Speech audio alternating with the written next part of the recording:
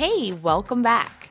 If you have a hard time being okay when someone's mad at you, or you give in to other people even when you don't want to, or you have trouble setting boundaries because you feel guilty, you might be struggling with codependence. We've all heard the term. I think it's overused a bit and quite misunderstood. So we're going to clear it up today.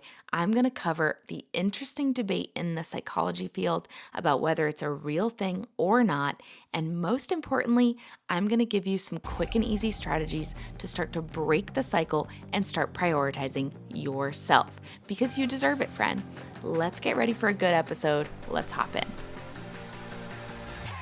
Hey there, and welcome to Not Your Therapist, the no BS podcast where I ditch the therapy couch and get real about life, love, work, and all the messy in-betweens.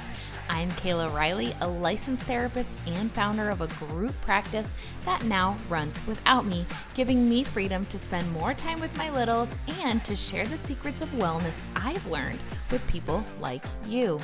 This isn't therapy. It's your go-to for real talk, practical tips, and the occasional truth bomb to help you thrive. And the best part? No diagnosis, no insurance company constraints. I get to take off the white gloves and tell it like it is because I'm not your therapist. If you're ready to break free from unhealthy patterns, navigate the messiness of life with more ease, and uncover the magic in your everyday moments, you're in the right place. Welcome to your healing era, friends. Let's do this.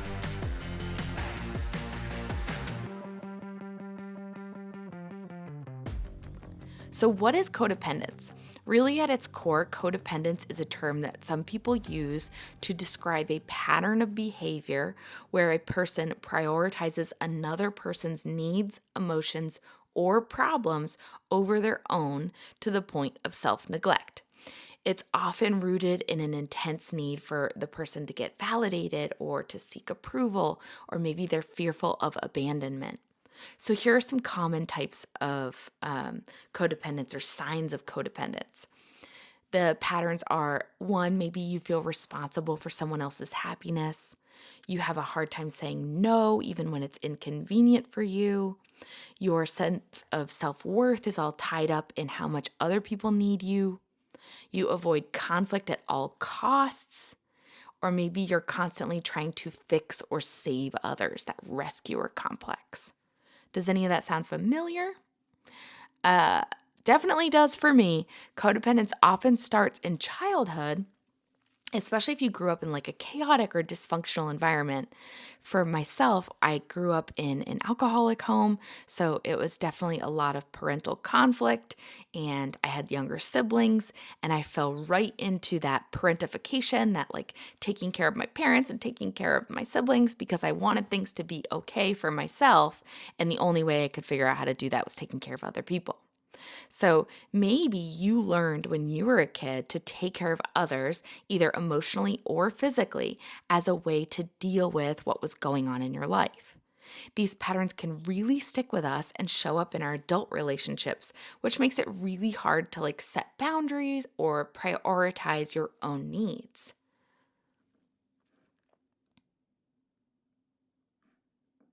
Now, before we dive deeper into codependence, let's just touch real quick on whether the psychology field or people in the mental health therapy space actually even believe in it. So there are some professionals, for example, Dr. Julie Gottman, who don't believe in codependence as a standalone concept. Instead, they argue that behaviors, for example, giving in to others to make them happy, or not being able to feel okay unless someone else feels okay. These behaviors are labeled as codependent, but they are better understood through the lens of attachment theory. So attachment styles such as anxious attachment or avoidant attachment are more complex psychology terms that explain how people relate to others. For example, an anxious attachment style might lead someone to seek constant reassurance or maybe even prioritize their partner's needs over their own needs. Critics of the term codependence argue that it can really oversimplify complex relational dynamics and place undue blame on the person exhibiting the behaviors. So instead, they advocate for understanding the patterns as part of a broader relational and emotional context. Whether you lean towards this codependence model or you prefer attachment theory, what I usually say to clients is that terms are just ways of labeling sets of behaviors, and the goal is going to be the same, right? Building healthier, more balanced relationships. So, for example, when people come into my office and they say, "Hey, I've been diagnosed with ADD," I'm like, okay, regardless of whether I write that down as their diagnosis or not, the treatment is still going to be the same. Hey, what is your goal? Okay, well, my goal is to be better with time management, to feel less sloppy. Okay, great. So we're going to take that goal and we're going to break it down into skills that you're going to need in order to reach that goal. So there are skills deficits, for example, with ADD or those kinds of behaviors. It's usually executive skills functioning. So, managing an inbox, organizing your environment, stuff like that. So, when we talk about codependence, whether you agree that it's a thing that stands alone or not, let's just agree on the fact that codependence is referring to a set of behaviors where you are making yourself smaller. You are minimizing yourself. You are putting others before yourself. And don't get me wrong, serving others and being of service is wonderful. We're not talking about that. We're talking about being of service to the point where it's a detriment to yourself. I commonly see this codependence in the parenting sphere. So a lot of mothers or parents in general, I guess mothers is a little sexist to say, but let's be honest, a lot of mothers put their kids and their partners' needs before themselves. And to the point of their own detriment, right? Like they show up to their family often stressed and frazzled, and then they feel guilt about it. But really, what's the most important is for them to start seeing themselves as valuable and to start taking space for their mental health so that they can show up for their family in a better way. Anyways, I digress. Let's get back into why codependence is so harmful. You might think maybe it's not that big of a deal, like it's a problem, but I've always been this way. Caring about others is a good thing. But like I just said, codependence is not just about caring, it's about sacrificing yourself to keep others happy, doing for others in a way where there's a huge cost to your well being. Here's how it can be harmful. One, it's going to lead to emotional burnout. So, constantly prioritizing others can leave you drained and resentful. Two, a loss of identity. So, when your worth is tied to others' needs, you can easily lose sight of who you are and what you want. Three, it really builds unhealthy relationships. So codependence can create imbalances where one person is always the giver and the other person is always the receiver. And then it becomes the norm in that relationship. So it's going to leave the one person totally burnt out and empty. Just saying. And number four, stalled growth. So when you're focused on fixing others, you might neglect your own goals, your own dreams, and your own personal development. And let's not forget the overall impact on the other person. Codependent relationships can really foster dependency. So neither person is really thriving in these situations. One's becoming emotionally burnt out, losing their identity, they're stalling their growth. And then the other person is learning to just take and take and take, and they're not learning to provide for themselves or develop their own skills when they have a deficit. Okay, now for the good stuff. How do we break free from codependence? It really just starts with awareness and willingness to change. So if you're listening to this, Woo! Congratulations, you're already on your way to breaking the cycle. And remember that these are patterns of behavior, patterns of being in relation to other people. So it's going to take a really long time to create a new neural pathway in your brain and be different. It really is about making small changes that can be upheld, that can be consistent, that can be followed through with. And those small changes are going to build and eventually really redesign how you relate to others. Spoiler alert, it might ruin some of your relationships. Just going to be honest. The healthier we get, the more unhealthy people are going to fall off from our lives. I mean, it just is what it is. I think that's painful, and I think it comes with grief, even though it's healing. So it's important just to acknowledge that. So here we go. Woo! Here are some easy steps, and then I'm going to throw in some steps under the steps. All right, it's like a 5-step process. 1, you're going to acknowledge the pattern. 2, you're going to set better boundaries. 3, you're going to do better self-care. 4, you're going to seek support. And 5, you're going to practice self-compassion, yeah? Okay, here we go. So when you acknowledge the pattern, you are recognizing how it's showing up in your life. So maybe you journal, maybe you make a bulleted list, maybe you talk to your therapist about how you can uncover what are the codependent behaviors that I exhibit. So I'll give you an example. Here's one. I used to, for every single holiday, give the most thoughtful, awesome gifts. I laugh because maybe they weren't. I don't know, but in my head, they were. I would really take my time to think about people. I would go out for Mother's Day, for example. I would go out and for my sister, my sister-in-law, and my mom, I would get these lovely little packages with a movie and snacks and pack them in really cutesy little wrapping and ship them out to Texas where some of them live. And then for my mother-in-law, hand deliver it, right? I would go through such efforts to give wonderful gifts, and then when it would come around on my birthday, I wouldn't receive anything and I would feel super resentful.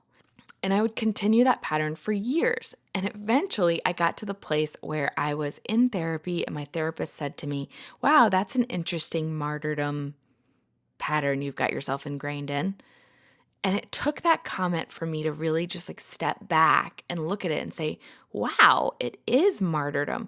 Martyrdom is when we're willing victims. So I was going and I was getting these gifts, and secretly I was expecting some kind of reciprocal gift-giving behavior in return. And I wasn't getting it. So that would enable me to feel righteous and bitter. And that perpetuated this codependent little thing I had going on. So what I started to do was I only give gifts when I want to give gifts. If I have a really busy year, I'm going to message everyone and say, "Hey, not doing Christmas gifts this year. Nothing personal." We went out of the country once. And trust me, the people in your life who are not okay with boundaries are going to have a little pushback, but that's okay. So that's acknowledging the pattern. You really want to identify what are the specific behaviors that are codependent. Where in my life am I behaving in a way that is for other people at a detriment to myself? Where doesn't it feel good? And if you can't think of this like just sitting down thinking, our feelings are a beautiful guide. Every time you go through your day and you notice, ooh, that didn't feel good, that little interaction or that time in the day just didn't feel good. That is your guide. That is your red flag saying, hey, something's not serving me here. Step number 2, boom, boundaries. I feel like this could be a whole other podcast episode in and of itself. Start practicing saying no. And remember that you don't have to actually say no to say no. You know what I'm saying? Not everything has to be verbalized. If you feel like your conversations with your mom every day about her arguments with her husband are not serving you, you can just not answer. You can just shoot a text and say, hey, sorry, I'm going to have to call you this weekend. I'm really busy this week. You don't have to say, hey, I'm setting a boundary. This doesn't feel good. I need to stop being so codependent. You don't have to say it. Sometimes saying it invites conflict. Remember that actions speak louder than words. I know that's a cliche saying, but it is really true. Boundaries are not about pushing people away. They're about protecting you, your energy, ensuring that when you do choose to engage with people, you're engaging as your best self. It's your responsibility to fill your own cup so that when you come to people, you are coming full and abundant and giving instead of coming to people expecting something in return. You know what I'm saying? All right. 3, prioritize self-care. So self-care is such a buzzword, isn't it? But really, making space for showing up for yourself, taking care of your hygiene, taking care of your physical health, taking care of your spiritual health, taking care of your emotional health. Self-care is not just about going to get a freaking massage. It's about tuning in with your own being and knowing when you need something, knowing when maybe some activity serves you and some activity does not. If you are not taking care of yourself and you're not attuned with yourself, you're never going to be able to set effective boundaries. That's why number 4 is important, seeking support. Breaking these patterns that have been established for years is not easy, and it's not going to be quick. Especially if this stuff began in childhood. Therapy or support groups can really provide the guidance and encouragement that you might need for sustained change. And also, number 5, practicing self-compassion, being kind to yourself as you work through this process, because change takes time. Time takes time, and it's okay to stumble and make mistakes. Those are opportunities to try again. When my son is trying to do something or learn a new skill or, build a tower taller than he is, sometimes it falls and it breaks and it gets frustrating for him. And I try to really stay positive because I want that voice in his head to be one of positivity and encouragement, not one of frustration and getting stuck. So I say the same thing over and over again. That's okay. Try again. So every time I am trying to set a boundary and I flop and I answer my mom's calls, or I say yes to a party when I know that really this weekend I need to rest, I just kind of say to myself, that's okay. Try again. Try again. Maybe there's something different that you need to plug in your head, maybe a mantra or a saying that will help you practice self-compassion, but that's my little one for myself. One thing to remember is that codependence often feels like love, but it is not. True love allows for space for both people or both entities to grow and thrive and be happy. So you really do deserve relationships in your life that are balanced, supportive, and empowering to both parties. Sometimes it's important to get an outside perspective to make sure, is this really me loving, or is this me sacrificing my own well-being for somebody else? Well, this has been fun. It's a nice little overview of what codependence is. If you resonated with this topic, or you feel like codependence might be something you're working through, know that you're not alone. Awareness is your first step, and you've already taken that just by tuning in today. So if you found this episode helpful, you could help me out by sharing it with a friend or leaving a review. It really helps more people discover the show and get the tools that they need to grow. And remember, you deserve relationships that lift you up and allow you to shine. So until next time, take care of yourself, keep evolving, you've got this. And that's a wrap. Thanks for hanging out with me on Not Your Therapist. If you're ready to break free from unhealthy patterns, head over to KaylaRiley.com and grab the free Get Unstuck audio training. When you sign up, you're going to become an NYT insider with access to exclusive freebies, behind-the-scenes content, and my most badass gems reserved just for you. And hey, if you're loving the show, the best way to support me is by subscribing, leaving a review, and sharing it with a friend. Together, we can help more people manage life's mess, magic, and everything in between. Remember that success is only measured by how profoundly you experience your life, so don't settle for anything less than epic. I'll see you next time.